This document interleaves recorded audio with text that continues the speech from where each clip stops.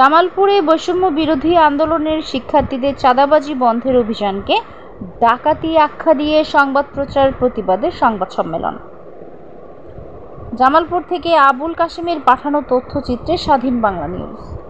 জামালপুরে ব্রহ্মপুত্র সেতুতে চাঁদাবাজি বন্ধ করাকে কেন্দ্র করে বৈষম্য বিরোধী ছাত্র আন্দোলনের শিক্ষার্থীদের ডাকাত আখ্যা দিয়ে মিথ্যা ও ভিত্তিহীন সংবাদ প্রচারের বিরুদ্ধে সংবাদ সম্মেলন হয়েছে।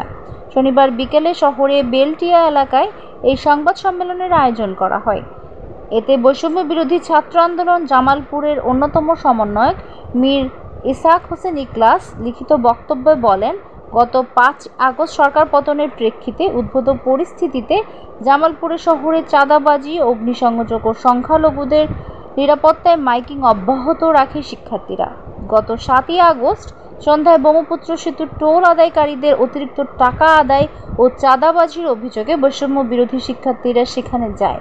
তাদের উপস্থিতি টের পেয়ে টোল আদায়কারীরা সেখান থেকে পালিয়ে যায়।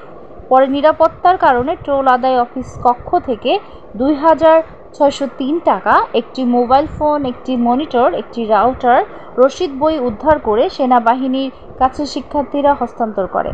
কিন্তু এই ঘটনার 1 মাস পেরিয়ে গেলে ঘটনার আংশিক বিবরণ ও মিথ্যা তথ্যের ভিত্তিতে কয়েকটি গণমাধ্যম বৈষম্য বিরোধী শিক্ষার্থীদের ডাকাত প্রমাণ করতে মানহানিকর সংবাদ পরিবেশন করা হয়েছে।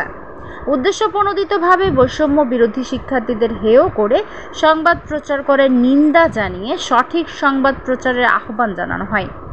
সংবাদ সম্মেলনে বৈষম্য বিরোধী ছাত্র আন্দোলনের সমন্বয়ক হামিদুল হক সীমান্ত, ওমর ফারুক, রাকিবুল ইসলাম রাকিব, জয় হোসেন, রাজন, শাহেদ, জুলফিকার সহ বিভিন্ন প্রিন্ট ও ইলেকট্রনিক্স মিডিয়ার সাংবাদিকরা উপস্থিত ছিলেন।